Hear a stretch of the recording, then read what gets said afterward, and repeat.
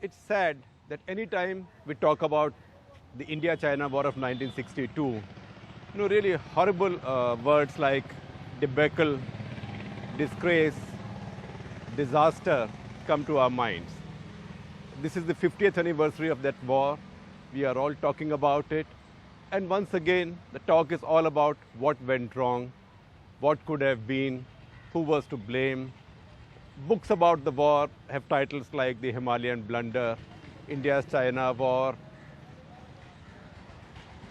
It's a war that this country ideally would love to forget, but cannot forget, because it's a war that's etched on our memories as one of the saddest chapters of our independent history.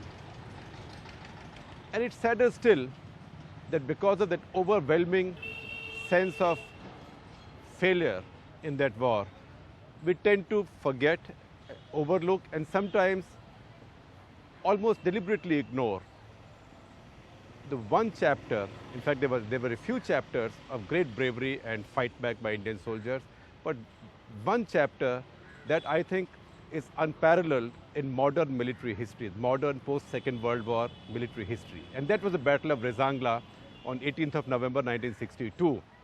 I'll give you a brief history. Charlie Company of a battalion called 13th Kumaon was strung, divided in several platoons on one ridge of 2 kilometers, protecting the airfield of Chushul, which was vital if India was to hold Leh or Ladakh. It was attacked on the morning of 18th April by maybe 5,000, 6,000 Chinese with heavy artillery support, and a ridge and a crest behind this ridge prevented Indian artillery from being able to support these Jawans. And what did these Jawans do? They fought, believe it or not, to last man, last round. That's an expression you hear in movies, that an expression you read in war comics, but that is something that actually happened in the Battle of Rezangla on 18th of November 1962. Of the 120 men and officers of this company, 114 died, 5 were taken prisoner as wounded, they all escaped, and 1 was sent back to tell the story of the battle to the rest of the world. And who sent him back? This company's most remarkable commander, Major Shaitan Singh, who got a Paramveer Chakra for leading this battle. I am today in Rewari, generally the area from where these Jawans came, because it was a Kumaon battalion, but this was an Ahir company from Rewari in Haryana. With me today in this very special edition of Walk the Talk, I have 2 of those 6 survivors. In fact, only 4 remain with us now. With me, Honorary Captain Ramchandra Yadav. Thank you. हवलदार निहाल सिंह जी, आपका walk the talk पे स्वागत है। और आपसे हाथ मिला के लगता है कि हमारी को भी भगवान ने आज के दिन के लिए कुछ खास एक तोहफा दिया है। धन्यवाद। बहुत बहुत शुक्रिया सर आपका। बहुत छोटे थे आप जब ये लड़ाई हुई? हाँ बिल्कुल। तो यंग थे साहब, बच्चे थे जब। बच्चे अब थे। तो उस टाइम तो 79 किलो मेरा वजन था उस टाइम। अरे 82 में जी हाँ। 79 मतलब 180 किलो वजन। और आप दोनों मेजर शैतान सिंह के बिल्कुल साथ थे। बिल्कुल। हाँ आप बिल्कुल। जो उनके रेडियो मैन थे। हाँ। और मैं मेजर शैतान सिंह का जो बॉडीगार्ड पर्सनल LMG था ना, बॉडीगार्ड, LMG लेके। लेकर जो सरकार ने, हमारी सेंट्रल सरकार ने लागू की थी। ये कंपनी में 9 LMG होती है। कंपनी कमांडर की प्रोटेक्शन के लिए LMG हमारी सरकार ने लागू की थी। उस पर साहब में मेरे सामने ले रखा था। जी हाँ। और आपने सारी लड़ाई देखी वो? पूरा लड़ा। बिल्कुल सीन अभी भी हमारे सामने। सुबह वैसे ही 2 घंटे तो नींद नहीं आती जब वो सीन रोजाना सीन तो 18 नवंबर का जो सीन है। हाँ, बिल्कुल। और वो जैसे अब 50 साल हो गई कंप्लीट अभी 11वें में, लेकिन अभी भी ये है कि भाई कल परसों हुई। जी हाँ। और सारे साथी आपके 114 नाम यहाँ पे हैं। ये पूरे हैं। पूरे। ये कभी हुआ है कि 120 में 114 मारे गए? ये तो वर्ल्ड में ये तो निशान वर्ल्ड है। में नहीं। और 5 आप जैसे जो गोली लगे हुए, आपको कहाँ कहाँ गोली लगी? ये हाथ में, दोनों में, दाहिने हाथ में लगी और बाएं में, दोनों हाथ में गोली लगी दोनों हाथों में लगी। ये यहाँ गोली लगकर ये निकल गया, ये हाथ टेढ़ा हो गया। 50 साल पहले, और वहाँ भी हाँ, लगी। और ये यहाँ पर ये लगकर और ये निकल गई। ऐसे LMG का फायर कर रहा था, चेहरे पे स्प्लिंटर ये लगा तो आपका। वो छिल के लगे, स्प्लिंटर लगा। जैसे फायर हुआ ना, हाँ। जो छिल को वो धूल से वो मिट्टी वो हाँ, लगी, वो हाँ, लगी। वो लगा। और ये हार्ड मेरा वो एक पत्थर इतना मोटा लगा, ये यहाँ पर, और ये आपके, देखो आपके भी लगी। हाँ, ये आपके ऊपर स्प्लिंटर हो लगा। गया। स्प्लिंटर लगा। और आप, तो आप मुझे बताएं, आप LMG संभाले हुए थे हाँ कंपनी कमांडर की प्रोटेक्शन के लिए, हाँ और आपकी गोली लग गई, हाँ। फिर क्या हुआ? आपने LMG चलानी बंद हो गए? LMG तो मैंने चाल वाले पर जो है अपने ब्रिज ब्लॉक पेशन गिर ना, उसी टाइम गोली लगते ही पीछे खींच कर फेंक दिया आघात से, और दुश्मन के तो काम नहीं आएगा। फिर उन्होंने मेरे मोर्चे पर, मैं मोर्चे में बैठ गया, आसमान में जैसे उड़ान कर रहा है, इतना दर्द हो गया शरीर में, क्यों गोली तो जलाती है ना खून को। जी हाँ।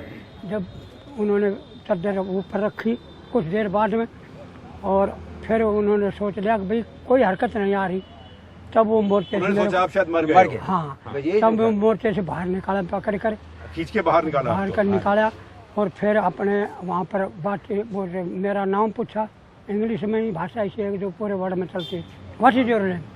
Sir my name is Nihal Singh.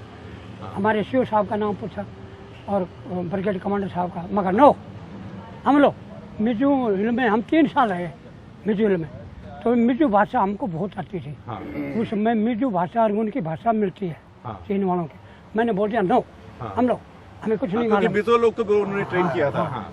फिर उन्होंने कुछ नहीं पढ़ा, फिर बोले यहाँ और यहाँ खड़ा हो,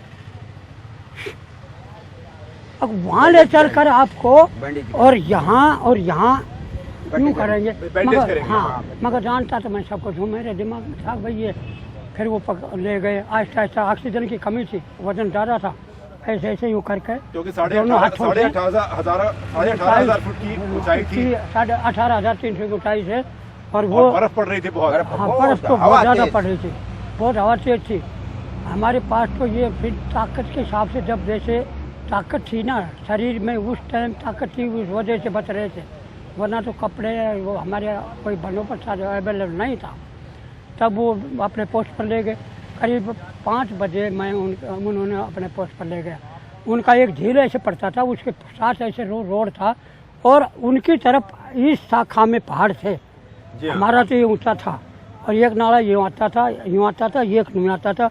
उनके जो झील के सामने पहाड़ों की शाखा ये थी, मैंने खुद देखा है। उनका आर्मी का पूरा डिफेंस जो से ये पूरा डिफेंस, मतलब RT का और फेडरल सेना का पूरा डिफेंस था। आप निकले कैसे वहाँ से जब आप पकड़ के ले गए? वो निकला तो मैं इसलिए कि जो संतरी जो थे ना, वो मेरे ऊपर, मेरे को देख देते थे, और फिर आहिस्ता से ना यूँ बातचीत करते, पता नहीं वो भाषा में अपने क्या बात करते थे, ऐसे यूँ घूम रहे थे दोनों।